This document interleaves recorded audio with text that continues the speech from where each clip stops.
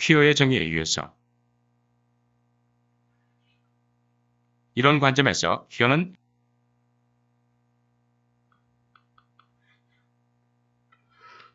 정상,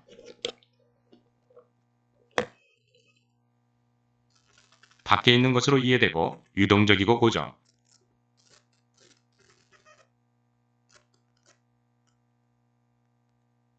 적이지 않은 것으로 사회에서 정의될 수 없는 것으로 이해되고 있다. 왜냐? 하면 퀴어는 그 경우 그 한 사람이 남자든 여자든 간에 지식의 이분법적 계 안에서 작동하기 때문이다. 결과적으로 많은 퀴어 이론은 퀴어를 정의하는 것이 완전히 퀴어가 아니 라는 것을 암시한다. 그러나 다른 이론가들은 퀴어를 정의해서는 안 되고 위해서는 안 된다는 생각에 동의하지 않는다. 어떤 사람들은 퀴어한 것이 정의되지 않고 오히려 정의 없이 단순히 의미, 레이블로 이해되고 유동적이고 애매한 것으로 이해된다면 퀴어 이론은 결국 소멸되는 이상주의적이고 정치적으로 부과된 유행에 지나지 않을 것이 라고 주장한다. 이 이론가들은 퀴어가 정의되면 퀴어가 사람들의 삶과 세계에 대한 이해에 확인되고 통합될 수 있는 어떤 것이 될 수 있으며 그래야 퀴어가 이성애자와 동성애자, 남성적이고 여성적인 것의 경계를 흐리게 할 수 있다고 제안한다. 퀴어를 정의해야 할지 말아야 할지 퀴어 이론의 포인트는 그렇게 하면 차이와 불평등이 동시에 해소될 것이라는 희망을 가지고 이항 대립에 도전하고 교란하는 것이다. 이항 대립의 문화적 맥락. 초국가적 차원에서 퀴어라는 용어는 사용되기도 하고 도전하기도 했다. 1. 부학자들과 활동가들은 예를 들어 동남아시아나 라틴 아메리카와 같은 맥락에서 떠오르는 젠더와 섹슈얼리티를 퀴어로 분류하는 것은 서구적이지 않은 맥락에서 젠더와 섹슈얼리티가 어떻게 수행되는지에 대해 주변화하고 잘못 해석한다고 주장한다. 따라서 초국가적 연구는 초국가적 젠더와 성의 판독을 돕거나 퀴어가 설명할 수 없는 주요 문제를 간과하는 방법에 대해 더 민감하고 미묘한 설명을 요구한다. 예를 들어 역사학자 피터 잭슨은 태국에서 퀴어 이론가들이 그들의 이론 연구 그리고 학문을 개발하기 위해 사용하는 샤오 파커피 1978 The History of Sexuality 같은 주요 문헌들이 서양의 관념과 그리고 학문의 바탕을 둔다고 주장함으로써 퀴어 사용을 복잡하게 한다. 과적으로 퀴어는 서양의 이항 대립에 도전하는 사람들에게 유용한 용어와 아이덴티티 마커였지만 이러한 이진법이 다른 문화적 맥락에서 당연하게 여겨지지 않을 때 그것의 적용은 점점 더 조심스럽게 접근하고 있다. 퀴어 이론의 기원은 명확하게 정의하기 어렵다.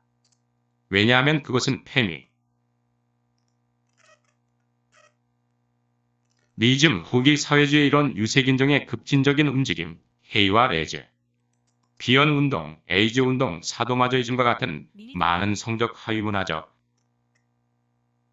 관행 포스트 식민주의를 포함한 여러 비판적이고 문화적 맥락으로부터 비롯되었기 때문이다. 퀴어 이론은 교육적인 영역에서 시작되었지만 그것의 기원을 둘러싼 문화적 사건들 또한 큰 영향을 미쳤다. 행동주의 단체들은 1980년대 에이즈 전염병의 발발 이후 정부에게 입이 없는 것에 반대했다.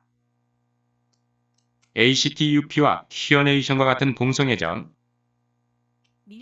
동단체들은 에이즈 전염병과 동성애자와 레즈비언 공동체 전체에 대해 한관심을 강요하기 위해 앞장섰다. 이 단체들은 보다 전통적인 정체성 정치와 주변적 집단 창조에 대한 비규범적인 옵션을 강조함으로써 그들이 한 작업으로 그 분야를 정의하는 미리 듣기입니다. 데 도움을 주었다. 학문적 도구로서의 퀴어 이론은 부분적으로 성차와 섹슈얼리티 연구에서 나왔는데 이는 레즈비언과 동성애의 연구와 페미니스트 이론에서 비롯되었다. 그것은 1990년대에 확립되었고 선과 악 사이의 이진법을 만드는 규범뿐만 아니라 정의되고 유한한 정체성 범주에게 염에 도전함으로써 더 확립된 분야의 많은 고정관념들과 경쟁한다는 점에서 훨씬 더 새로운 이론이다.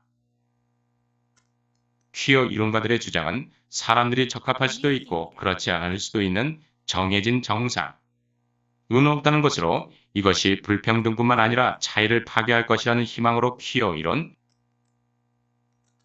가들의 이진법을 교란시키는 주요 도전을 만든다. Queer Theory 미리 듣기입니다. 라는 용어 자체는 1991년 테레사 드루레티스의 퀴어 이론의 문화 연구죠. 널 차이드 펀스에서 유래되었다. 그녀는 이 이론 안에 적어도 3가지 상호 관련 프로젝트가 있다는 것을 나타내기 위해 그녀의 용어를 설명한다. 성적 정체성 형성의 기준으로서 이성애를 거부하는 것, 이 레즈비언과 게이 연구가 하나의 실체라는 믿음에 대한 도전, 그리고 사민종이 성적 편견을 형성하는 여러 가지 방법에 강한 미리 듣기입니다. 초점을 두는 것. 디로레리즘은 퀴어 이론이 이러한 모든 비판들을 함께 대표할 수 있고 성에 관한 모든 것을 제보할 수 있게 할 수 있다고 제안한다. 퀴어 이론의 핵심 개념 중 하나는 미리 듣기입니다. 헤르나무토리의 개념으로 이성애를 일관성 있게 이도록 하는 제도, 이해의 구조, 그리고 실제적인 지향점들, 즉 성적인 것으로 조직될 뿐만 아니라 특권적인 것에 관련된다. 양성의 정상론은 이성애를 정상적 또는 선호되는 성적 지향으로 촉진하는 세계관으로 혼, 세금, 고용, 입양권 등의 제도를 통해 사회에서 강화된다. 이성애 정상론은 제도적 배치와 수용된 사회 규범을 통해 이성애자나 동성애자 모두에게 압력을 가하는 힘과 통제력이 한 형태이다. 퀴어 이론의 발전의 핵심 이론가로는 미셀 푸코, 게일 루빈, 이브 코소프스키 세지, 주디 스버틀러 등이 있다. 푸코의 성에 관한 연구는 그것이 인간의 본질적인 부분이라기보다는 분산적 생산, 디스트레스 프로덕션이었다고 말했는데 그것은 생산적이고 생성적이며 억압적이고 정적이지 않은 권력의 개념에서 비롯되었다. 다시 말해 성적인 행위를 숨겨진 진실처럼 보이게 하기 위한 권력 행위들이 파헤쳐지고 구체화되어야 한다는 것이다. 푸코는 섹슈얼리티가 명확하게 정의될 수 있다는 것을 받아 들이기를 거부하고 대신 권력과 지식 정보 내에서 성적 생산의 광범위한 부분에 초점을 맞추고 있다. 게일 루빈의 에세이 생각하는 성탱킹 섹스는 종종 퀴어 연구의 근본적인 텍스트 중 하나로 파악되는데 푸코가 성적 정체성뿐만 아니라 행동까지 성분류 체계를 통해 계층적으로 조직되는 방식을 생각해 성적에 대한 생물학적 설명을 거부한 것을 계속하고 있다. 그녀는 에세이에서 특정한 성적 표현이 다른 표현들보다 더 의미를 담는 것으로 만들어지고 그렇게 함으로써 이러한 변수들을 벗어난 사람들이 억압을 받을 수 있다는 것을 보여준 다. 미리 듣기입니다. 루비는 또한 사회적 성인 젠더를 통해 섹슈얼리티를 확보하거나 젠더와 섹슈얼리티가 동일하다는 페미니스트 믿음에 반대했다. 젠더와 섹슈얼리티를 구별하는 것에 대한 논의를 시작하기 위한 기초를 닦은 루비는 이브 미리 듣기입니다. 코소프스키 세주익의 선구적인 책 5장의 인식론을 위한 길을 이끌었다. 이 책에서 그녀는 현대의 성적 정의에서 호모, 헤테로의 차이는 2가지 이유로 근본적으로 구분된다고 주장한다. 동성애는 소수 집단의 일부라고 생각되며 동성애도 남성적이거나 미리듣기입니다. 여성적인 것으로 젠더화된다. 그녀는 성의 정의는 사람들이 생각하는 로맨틱한 파트너의 젠더에 따라 많이 달라지며 신이 가진 젠더와 상대방의 젠더가 성의 가장 중요한 요소를 구성하기 위해 끌린다는 가정을 하게 된다고 지적한다. 미리듣기입니다. 이성애와 동성애 사이에 이진법으로 만들어진 분리된 위치에 넣을 수 없는 세지위의 성변이 사례들은 젠더와 섹슈얼리티가 형성되고 생각되는 방식을 더욱 분석할 수 있는 여지를 준다. 젠더와 섹슈얼리티에 대한 일반적인 이해를 연구하면서 가장 일반적으로 인정된 이론가는 푸코의 생각에서 많은 것을 끌어냈지만 젠더에 초점을 맞춘 주디스 버틀러이다. 그녀는 자신의 저서 젠더 트러블 에서 젠더는 성적인 것과 마찬가지로 자신의 몸에서 얻어지는 본질적인 진리가 아니라 미리듣기. 현실로 행동하고 묘사되는 것이라고 주장한다. 그녀는 성에 대한 진리가 있다는 엄격한 믿음이 이성애를 유일한 적절한 결과로 만드는 것. 은 여성적과 남성적 feminine and masculine이라는 일관된 이진법으로 만들어 미리듣기입니다. 자 또는 여자 female unmale라는 논리적인 결과를 만들어내기 때문이라고 주장한다. 버틀러는 남성의 여자 크로스드레싱 사회에서 펼쳐지는 성규범을 조롱하는 부친 셈의 성적 비현실적 묘사 등의 사례를 통해 성수행성이 저항의 전략이 될 수 있다고 주장한다. 버틀러는 자신의 후기 저서인 Undoing Gender에서 수행성 퍼포먼스들이 이 수행 퍼포먼스와 같지 않다는 점을 분명히 했다. 미리듣기입니다. 그녀는 성수행성이 궁극적으로 주체를 나의 서브젝트로 만들어내는 반복적 과정이라고 설명한다. 버틀러의 연구는 존재하는 계층, 적젠더 이분법의 경직성에 대한 크리에이팅 어젠더의 퀴어 이론에서 그녀의 작품을 매우 미리듣기입니다. 가치 있게 만드는 것을 밝혀준다. 퀴어 이론의 시사적 퀴어의 관점으로 분석하는 것은 어떤 정체성에 의존하는 기본구 조를 훼손할 가능성이 있다. 비록 정체성의 범주를 완전히 파괴하거나 버리지 않고 이러한 행동을 하더라도 퀴어 이론은 단지 섹슈얼리티의 질문에 대한 것으로 이해되어 왔다. 퀴어 이론이 오로지 성에 관한 것이라는 이러한 인식은 젠더 가 사회적 지위와 정체성의 다른 범주에서 분리될 수 없다는가. 설에서 출발하는 교차 접근법을 갖는 것에 의해 반대되어 왔다.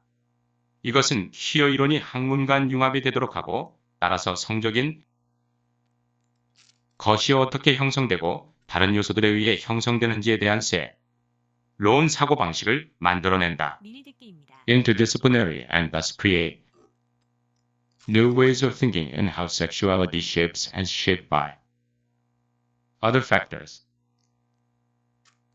The mode of literary and cultural analysis known as queer theory was established in the early 1990s as an outgrowth of numerous theoretical developments from the 20th century. Covered by the broad umbrella of post-structurality. Queer theory began as a reaction to a series of binary distinctions it has questioned, challenged, or outright denied, including male versus female, sex versus gender, nature versus nurture, and heterosexual versus homosexual. The term queer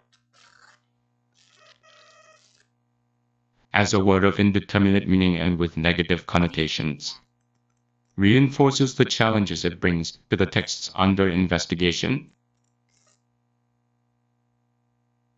In practice, queer theory demands repeated, nearly infinite, reevaluation of the standard that is established or assumed by texts, both literary and cultural.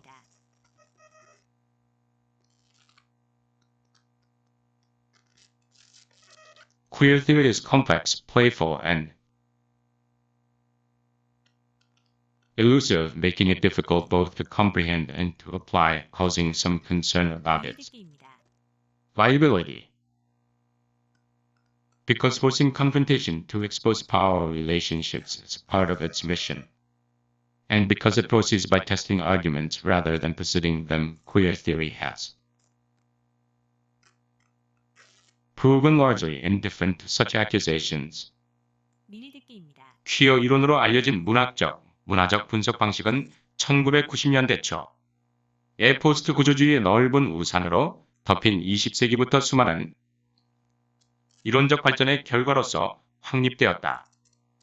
퀴어 이론은 남성 대 여성, 성별 대 성별, 자연 대 양육, 이성 대 동성애를 포함한 일련의 이 진적 구별에 대한 반응으로 시작되었다. 퀴어 라는 용어는 불확실한 의미와 부정적인 의미를 가진다.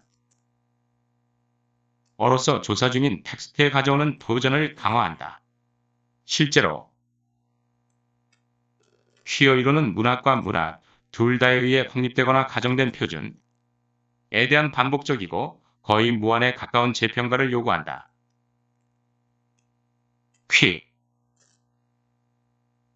이론은 복잡하고 장난스럽고 이해하기 어려우며 적용하기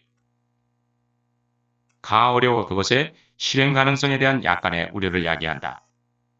권력 관계를 드러내기 위해 대립을 강요하는 것은 그것의 임무의 일부이고 그것은 주장을 내세우기보다는 시험하는 것으로 믿을게입니다. 진행되기 때문에 퀴어 이론은 그러한 비난에 대체로 무관심한 것으로 입증되었다. 퀴어 이론은 성과 젠더에 관한 반본질주의적 이론이다. 이에 의하면 사람의 믿을게입니다. 성적 정체성과 젠더 정체성은 사회적으로 구성됐으며 하나의 개인이 동성애자, 이성애자, 남성, 믿을게입니다. 또는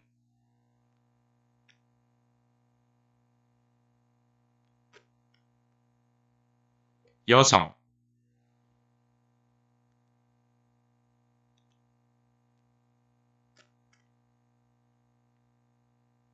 등의 넓은 표현을 이용하여 설명할 수 없다는 주장을 한다. 퀴어 이론은 사람을 하나의 분류에 넣어 구분,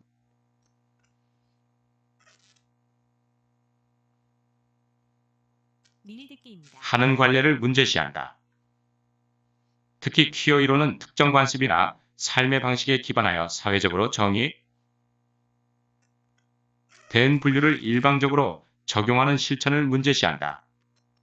이에 대응하여 퀴어 이론가들은 모든 현존하는 분류와 무리들을 복잡하게 만드는 것을 제시한 다. 또한 퀴어 이론은 모든 인문학적 작품의 퀴어적 면모를 분석한다. 이들 작품은 꼭 성적이어야 할 필요는 없다. 이러한 관점에서 퀴어는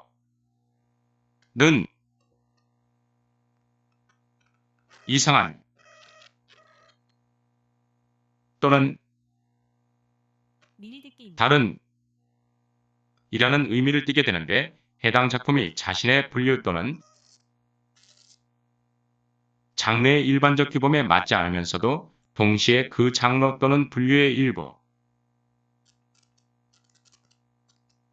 되어 있는 경우를 말한다. 믿을게입니다.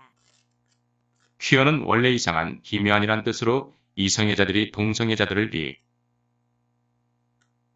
비하하고 모욕을 줄 때 쓰던 말인데 1980년대 동성애자 이권 운동에 새로운 경향이 생기면서 오히려 당당한 단어로 바꾸어 사용하기 시작했다. 믿을게입니다. 따라서 퀴어 이론이란 용어는 1970년대 초 이래 꾸준히 발전이 이루어지고 있는 게이, 레즈비언, 그리고 양성적 경험에 대한 연구들이 몸체를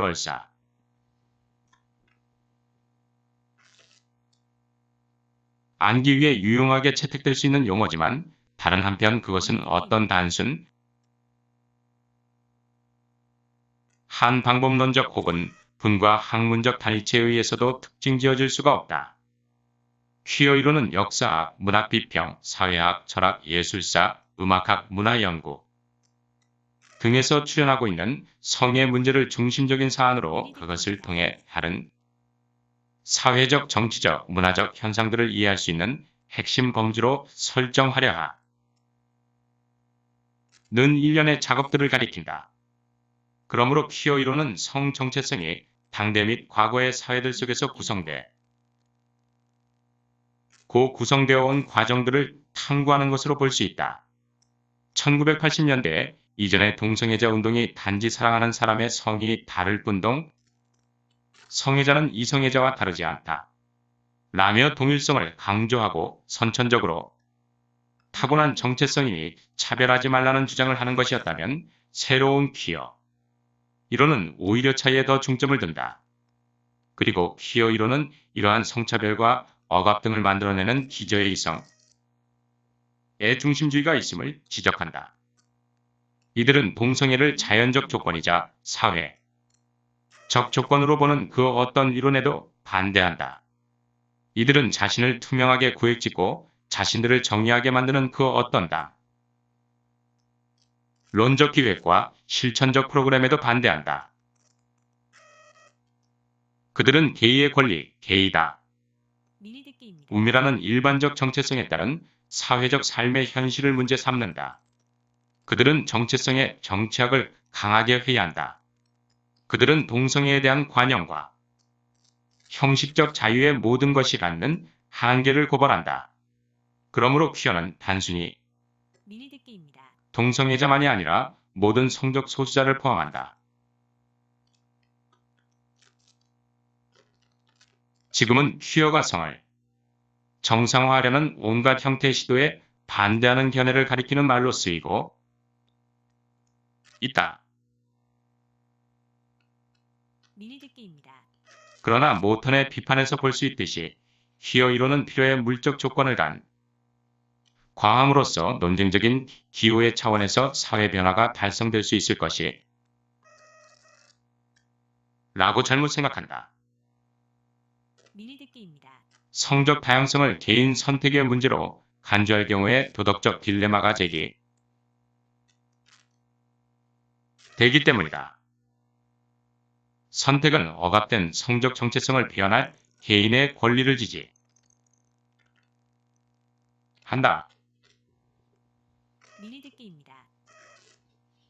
그러나 다른 한편으로 특정한 성생활 양식을 선택할 권리는 다른 사람의 욕구를 희생해서 개인의 욕망을 충족시키는 것을 지나치게 강조하는 비윤리적인 정신에서 이행될 수 있다. 바로 개인주의적인 욕망을 지나치게 강조한다는 것이다.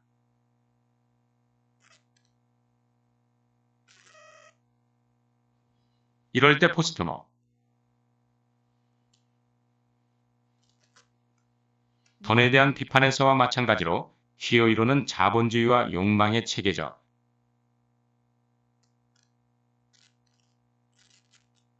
인 통합을 나타내는 또 다른 징후로 비판될 수도 있다. 생태학적 리얼리즘. 이 모든 것 그리고 더 많은 생태학적 위치들은 광범위한 생태학적 분야 안에서 대표된다.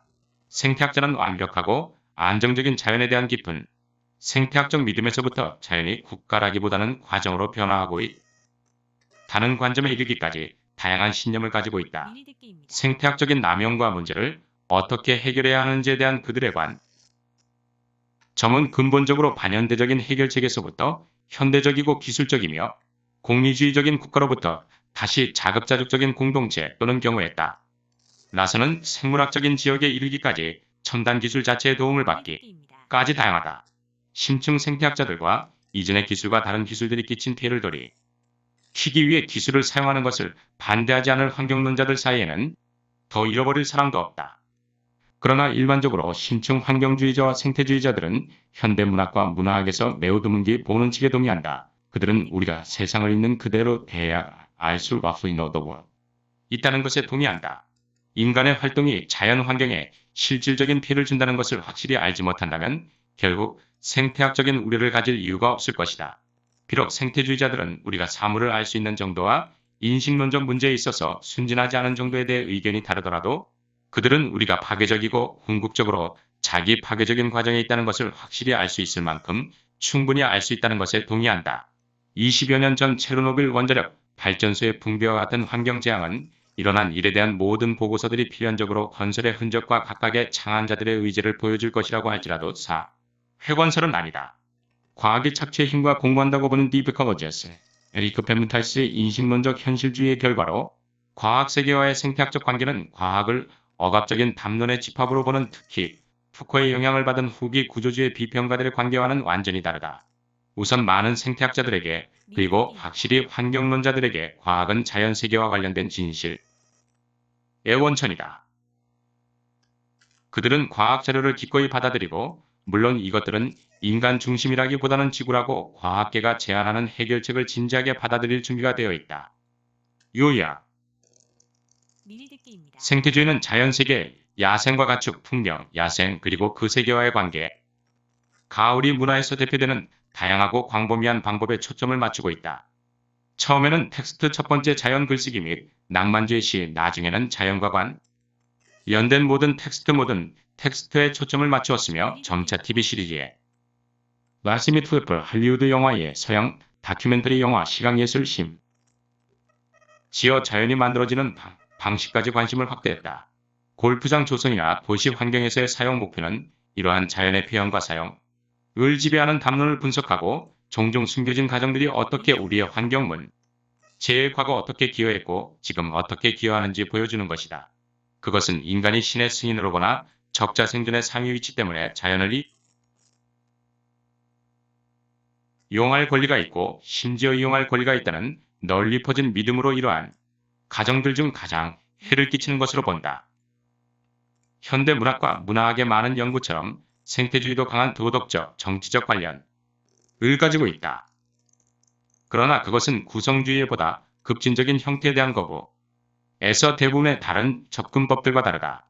대부분의 생태학자들이 우리의 자연환경과 자연환경에 대한 우리의 지식, 그리고 그것에 대한 우리가 아는 피해에 대한 우리의 지식은 항상 우리의 식의 산물이며 따라서 불가피하게 우리의 주관성의 산물이라는 것을 받아들이지만 그들은 또한 사물에 대한 지식을 그대로 배제하지 않고 우리가 가지고 있다고 생각하는 지식은 신뢰라고 주장할 것이다. 미니듣기입니다. 그렇다면 생태주의자들은 현대문학과 문화학계에서 예외적인 존재인데 왜냐하면 생태주의자들이 전반적으로 과학의 세계에 적대적이지 않고 전문가들이 무력한 경향이 있는 문제에 있어서 경험적 자료 분석 그리고 그 권위를 기꺼이 받아들이기 때문이다.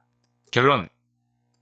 영미 문학의 이론의 지난 35년간의 특징은 상식에 대한 정면 공격과 상식이 우리에게 말해준 모든 것이 사실이라는 하나의 중요한 주제로 특징 지어질 수 있다. 우리의 부모들과 확실히 우리의 조부모님들은 언어, 정체성, 젠더, 인종관계, 섹슈얼리티, 종교, 권력, 자연세계와의 관계, 그리고 많은 다른 많은 것들에 관해서 당연하게 여겼던 모든 것들은 엄중한 조사를 받았고 종종 이전에 그렇게 명백해 보였던 상식적인 가정들은 그렇지 않았다. 우리 세대는 근거 없는 편견의 바탕을 둔 것으로 드러났다.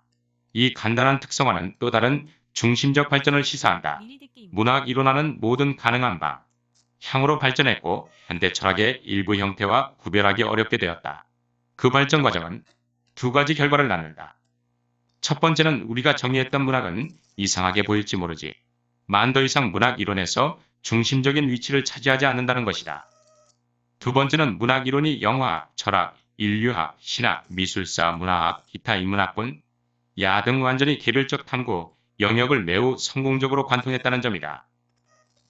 퍼센트스 현대적 지에서 비록 이러한 발전을 후회하는 문학학자들이 있지만 그들 중 대부분은 그것 의지적인 측면뿐만 아니라 도덕적인 측면과 정치적인 측면에서도 진보의 징조로 보고 있다. 만약 그들이 의심이 생긴다면 그것은 그들이 이론의 점으로 지각할 수도 있는 것에 관한 것일 것이다. 이 책에서 논의한 일종의 이론화의 함정 중 하나는 그것이 현행주의로 계에 이어질 수 있다는 것이고 현재가 역사적 진화의 우호라고 계몽된 종착점이라는 생각이며 그 후 현재의 기준으로 판단되는 과거는 오로지 부도덕과 부패의 장소라는 것이다. 문학 비평 작품에서 현행주의는 영국의 비평가 발렌타인 커닝햄이 기억할 만한 숫자에 의한 독서 레딩 바이 넘버스라고 부른 것으로 이어질 것임. 대의는 찰스 디킨즈 소설의 등장인물들의 성차별, 인종차별, 노동착취자, 연에 관한 도덕적 실패를 체크해보는 간단한 연습이다. 또 다른 잠재적인 점은 이론이 나름의 의제를 가지고 있다는 것이다. Otherness, orderly, marginality, indeterminacy.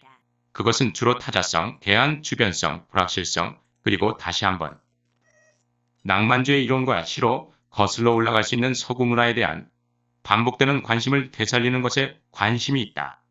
이러한 편견 때문에 중심부를 제대로 관리하거나 주변화하려는 시도를 제외하고는 중심부를 무시하는 경향이 있다. 그러나 말로만 센터를 점잖게 하고 소외시키는 것은 쉬운 만족을 초래하고 그 센터에 여전히 매우 강력한 위치를 진정으로 해하지 못하는 결과를 초래할 수 있다. 최근 몇 년 동안 많은 특히 후기 식민주의 비평가들은 담론에 대해 한이론의 지향에 불만을 표현했고 그들이 관여하고 있는 후기식 민연구가보다 유물론적인 과정을 추구하기 시작해야 한다고 주장해왔다. Subject positions. 또 다른 문제는 문학 이론이 모든 중요한 문제를 풀지 못한 채 남겨둔다는 것이다. 많은 이론적 접근법에서 우리는 예를 들어 담론에 미리 듣기입니다. 의해 주제가 구성되는 방법과 사회적 절차를 통해 개인이 준비되고 기다리는 주체의 위치로 이동되는 방법에 대해 강한 강조점을 발견한다. 우리는 우리가 무엇이고 무엇을 하는지에 대해 거의 발언권이 없거나 아예 없는 것처럼 보일 것이다. 미리 듣기입니다. 그러나 그것은 문학 이론의 사회 진보주의적 성격과 잘 맞지 않는 다. 우리가 하는 일을 통제할 수 없다면 어떻게 이를 개선할 수 있을까?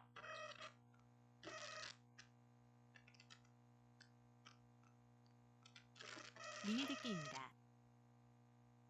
Freedom and autonomy. 그래서 우리는 보통 자신의 자유와 자율성의 부족을 의식하는 것 자체가 어느 정도의 정치적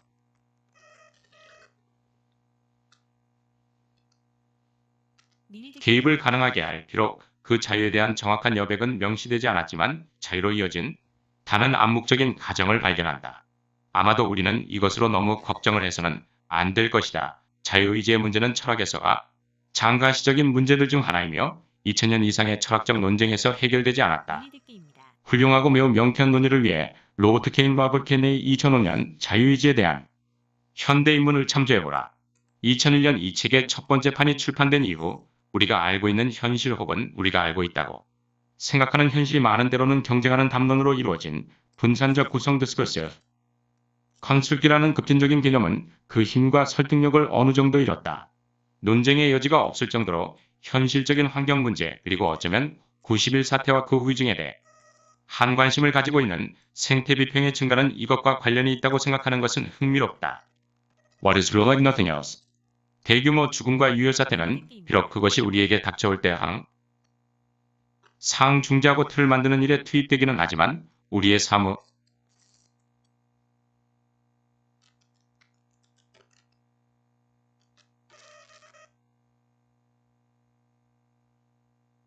실홀 기숙사에서 우리의 마음은 다른 것들과 달리 진짜가 무엇 인지에 대해 결정짓는다.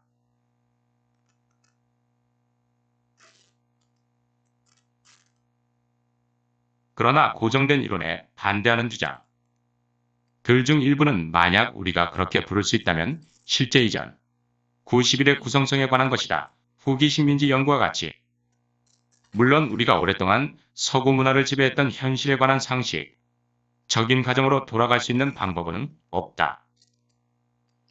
우리의 조부모님들의 현실의 바탕을 둔 기본적인 가정들은 상당 부분 그리고 의심에 미리 듣기. 여지없이 컨트롤적인 것으로 나타났다. World that is not wholly made up of discourses.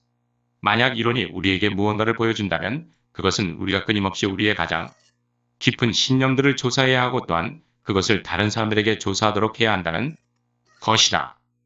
그런 의미에서 이론은 그 타당성을 조금도 잃지 않았다. 그러나 이론이 현재의 사건 및 발전과 직접적으로 관련되지 않아야 하는 이유나 전이 담론으로 구성되지 않은 세상에 대해 할 말이 없는 이유 또한 없다. 그것은 어느 정도 방향을 바꾸어야 할 것이지만 그 징후는 그것을 하느라 바쁘다. 는 것이다. 예를 들어 슬로베니아 문화이론가 슬라보의 지적의 연구는 지금까지 학연구나 내가 언급했던 후기 식민지 최근 연구에서의 발전에는 거의 영향을 미치지 않았기 때문에 여기서는 논의하지 않았다. Religion and the Sacred 2006년 노벨상 수상의 터키 작가 오런 파무고른 팸에게 주는 문. 학상은 아마도 시대의 신호일 것이다.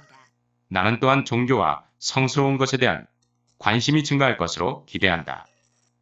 왜냐하면 종교와 성스러운 것이 수십억이 사람들의 삶에서 그러한 중심적인 역할을 하고 있고 게다가 90일은 말할 것 더 없고 많은 무장 충돌에서 분명히 중요한 요소이기 때문이다.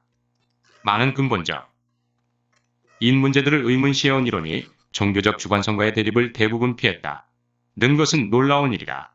이론가들은 보다 일반적으로 신식민지 정책의 실제 작동 방식, 자본 흐름 및 이주 패턴에 대한 일반적인 관점이 아닌 후기 식민지 연구의 유물론 부분이 제시한 요구에 따를 것이다. 물론 그들의 시각은 정치학자, 경제학자, 그리고 그러한 발전을 다루는 다른 사람들의 시각과는 다를 것이다. 그들의 관심은 무엇보다도 문화적 차원을 가질 것이고 새롭고 빛나는 통찰력을 이끌어 낼 것이다. 미래를 예측하는 것은 위험하지만 나는 문학 연구가 그것의 관심사에 있어 더 세계적인 것이 되고 비서양 문화와 문학에 더 가까운 관심을 기울일 것으로 기대한다. 그렇다고 해서 관심사가 만들어내는 모든 것이 이 책의 미래 제세판으로 이어질 것이라는 뜻은 아니다. 이것은 결국 문학 이론에 관한 책이지 사회, 정치, 경제 철학에 관한 책이 아니다. 이론은 때때로 현대 철학과 구별하기 어려울 수도 있지만 문학에 관한 한문학 이론이라는 책에 속해 있다. 만약 그것이 다른 학문 분야로 옮겨간다면 그것은 다른 책들에서 그 자리를 찾을 것이다. 그것은 유감스러운 발전일 것이다. 왜냐하면 그것은 여전히 우리 모두에게 적절한 말을 할 것이기 때문이다. 하지만 그것은 또한 문학에서 시작된 일에 대한 진정한 구별의 배지가 될 것이다. 윌리엄 루클 생태학적 비평이라는 용어는 1978년 윌리엄 루커트 윌리엄 루클의 논문 문학과 생태학, 생태비평 실론에서 처음 사용되었다고 알려져 있다. 그러나 이 용어가 현대적인 의미로 사용되고 본격적인 비평용어로 대두된 것은 1996년에 나온 생태비평 논집 문학 생태학의 기념비적 사건들 디오칼피스렉스 리더 랜마크슨 Literary Ecology 시릴 글라펠티 체럴 거토디와 헤롤드 롬 헤롤드 프랑 편집이라는 책에서였다.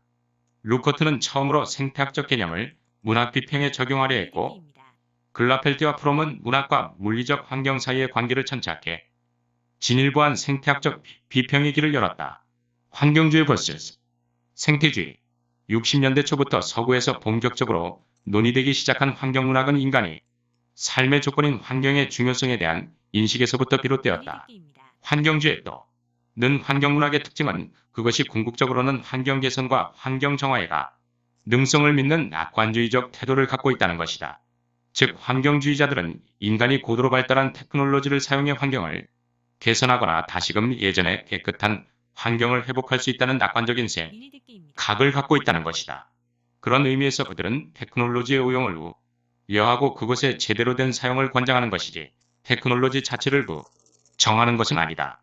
반면 생태주의자들은 한번 파괴된 생태계는 돌이킬 수 없다고 혹은 회복까지는 장구한 세월이 소요된다고 생각하며 생태계를 파괴하는 테크놀로지와 과학기술의 발전 자체에 깊은 불신을 갖고 있다.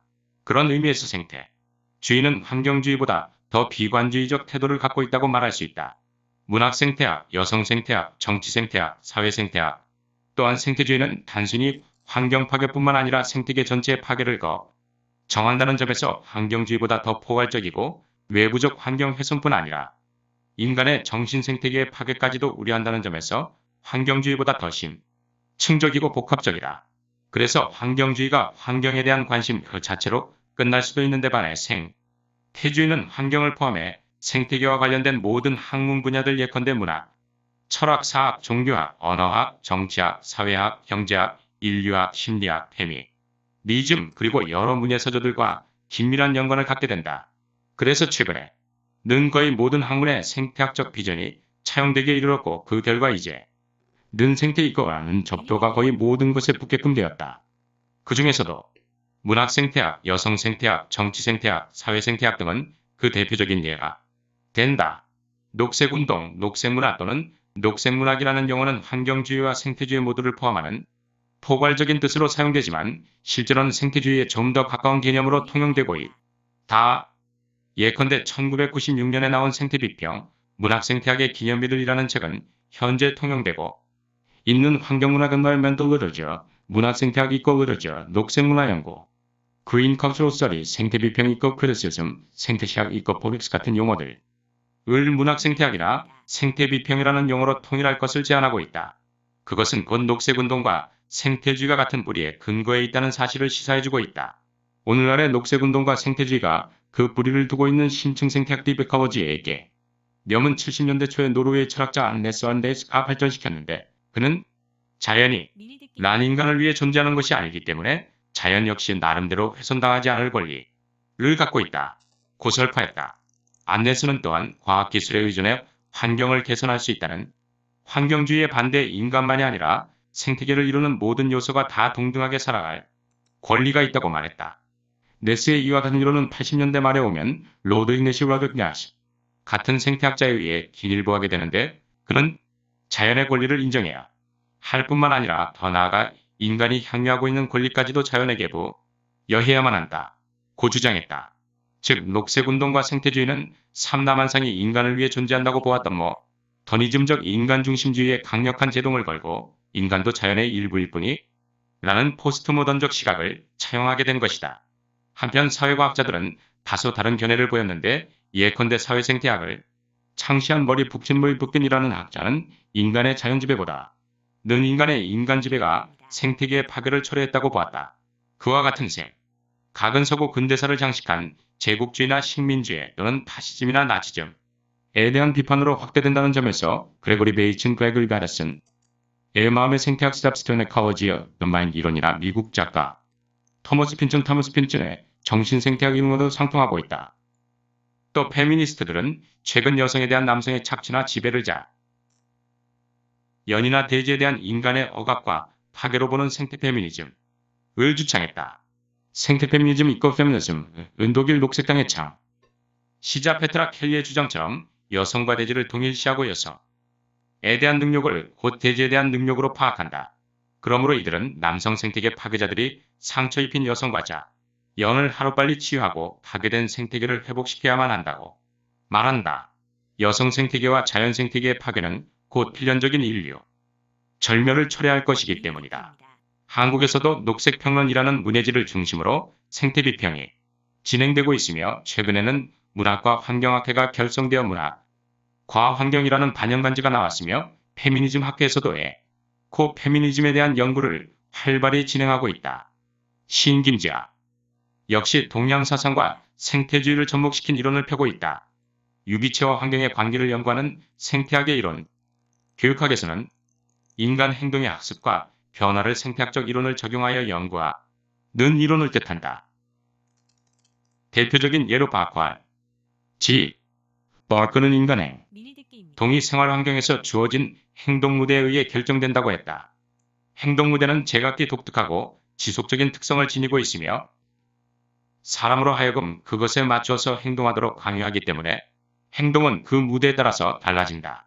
아동의 부적응 행동은 이 생활하고 있는 환경의 행동 무대가 비정상적이거나 병리적 특징을 지니고 있을 때 그런 행동 무대에 맞춰서 행동하는 것이다. 이 이론의 특징은 환경이 인간 행동을 결정한다고 하는 점이다. 생물학 연구에서 비롯된 생태계 개념을 인간과 환경과의 관계에 응용하는 이론적 관점이다. 발달이론으로 대표적인 생태 론은 브라운크베어가 제안한 것으로 인간 발달 생태학이라고 한다. 이 이론은 집계가족의 관계에서부터 보다 넓은 사회적 환경에 이르기까지 환경의 다양한 측면들이 어떠한 방식으로 인간의 발달에 영향을 미치는지를 설명한다.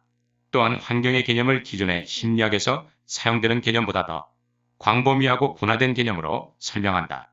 생태학적 환경은 위상학적으로 한 가지 구조 안에 다음 구조가 각각 끼어들어가 있는 동심원적 구조로 표현될 수 있는데, 이런 구조들은 미시체계 중, 간체계, 외체계, 거시체계, 연대체계 등으로 정의된다. 미리 듣기입니다. 유기체와 환경의 관계를 연구하는 생태학의 이론으로 교육하게 선은 인간 행동의 학습과 변화를 생태학적 이론을 적용하여 구하는 이론을 뜻한다. 대표적인 예로 바ኳ G.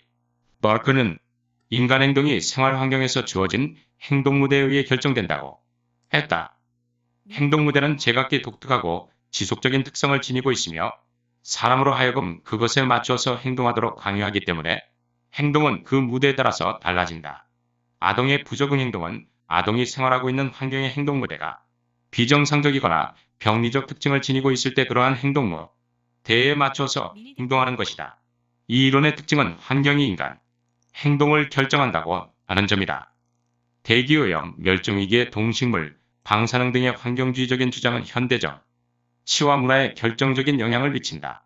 그러나 인문학을 공부하는 연구자가 이러한 주장을 평가하기는 쉽지 않다. 미리 듣기입니다. 체계화 전문화되어 있는 현대학문, 세계에서 과학 문제는 과학 전문가를 요구하는 것처럼 보인다.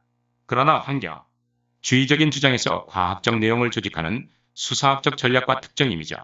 위의 사용은 문학적 또는 문화적 분석의 여지가 충분하다. 이 책 생태 비평의 저자 그레 게러드는 이러한 분석이 생태 비평에 해당하는 것이 라고 말한다. 그는 과연 인간 중심에서 벗어나 비인간 실체와의 합일이나 진정한 이해를 도모할 수 있을 것인지에 대한 모색이 생태 비평의 핵심 과제일 수 있지만, 이러한 축으로 말미암아 다른 중요한 당면 과제를 간과하는 위험성이 있음을 환기시킨다. 미리 듣기입니다. 예를 들어 흑인, 히스패닉 아메리카 원주민 거주 지역의 상당 부분이 독성물질 폐기 영역과 일치한다는 자료를 인용하며 순수한 황야의 추구가 진정성을 가장하면서 실상은 소외계층과 인종의 희생을 수반하는 특권적 여가일 수 있음을 실증한다. 또한 생태적 인디언의 이미지가 자신의 거처에 발 디디고 있는 실제적 거주 대신 이상적 황야에 대한 백인의 영혼이 일방적으로 투영된 신화의 소산일 가능성을 제기한다. 고전 생태학이 제시하는 안정된 생명 공동체의 신화를 해체하는 게러드의 이러한 포스트모던 생태학은 전반적인 진실에 대한 회의로 활력을 잃게 되는 포스트모던 이론과 달리 대중적 생태 담론의 진실을 지속적으로 의심함으로써 활력을 찾고 있다. 그레 게러드의 책 생태비평에서 다루고 있는 대중적 생태다. 론은 베르길리우스에서 사이보그, 워즈워스와 서로우에서 디즈, 니랜드와 BBC 다큐멘터리에 이르기까지 고전과 현대를 넘나든 다 생태비평과 관련될 수 있을 전 영역을 망라하며 체계적으로 정리한 게러드의 생태비평은 생태비평 논의에 포함될 수 있는 넓이와 깊이를 실증적으로 보여주고 있다.